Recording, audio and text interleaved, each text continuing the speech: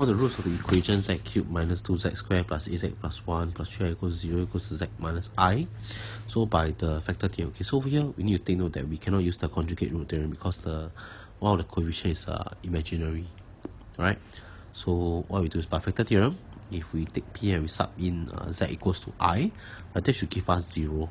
This means that you set I cubed 2i squared plus ai plus 1 plus 3i, this should be equals to 0.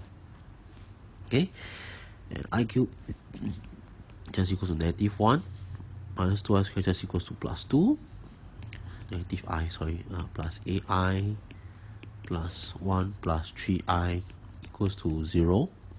So we have 2 plus 1, 3i minus 2, so we have plus 2i plus ai equals to 0. So 3 plus 2i will be equals to negative ai.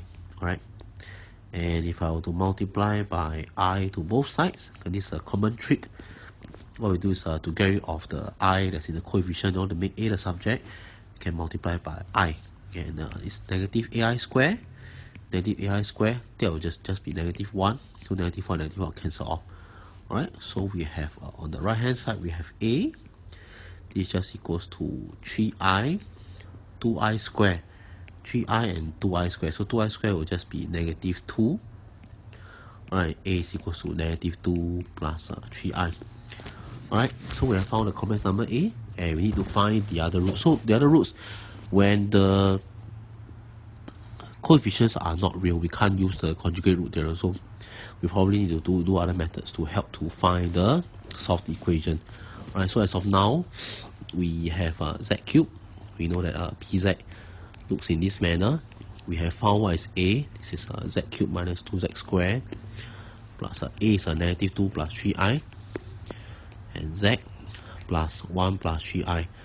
What we can do is to try to do maybe the long division. So long division is quite tedious, but we are going to try. Right? So the one of the roots that we know is z minus I, because z equals to I as a root. So with that, we're going to do long division.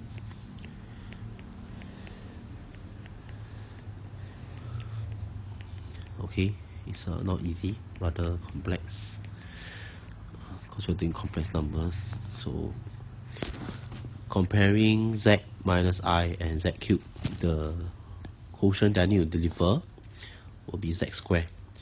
Right, z squared multiplied to z cubed will give me z cubed minus I of z squared. Right, subtracting this, what I'm left with would be negative 2 minus will be plus I of z squared. Okay, then I'll write the rest below.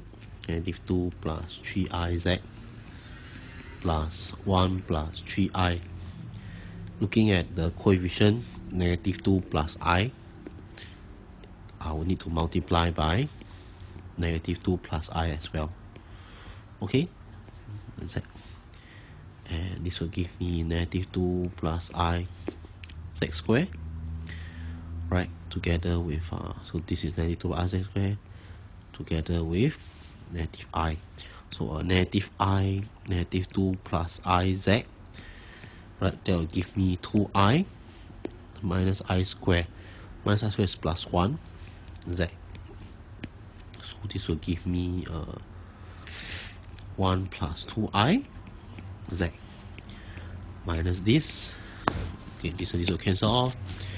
Minus 2, so you have minus 2 minus 3 plus I z plus 1 plus 3I. Now comparing this and this, right, the coefficient that I need to deliver to the quotient is negative 3 plus I, in order to get negative 3 plus I multiplied to z. Okay, then after I think about this and this, this and this, right, I should have a negative I multiplied by negative 3 plus I, so it's a 3I minus I squared, so it's plus 1. So it's plus 1 plus 3I. You can see it cancels off, give me 0. Right, so this is my quotient. this is my quotient, and with that, right, I can write my equation in this form.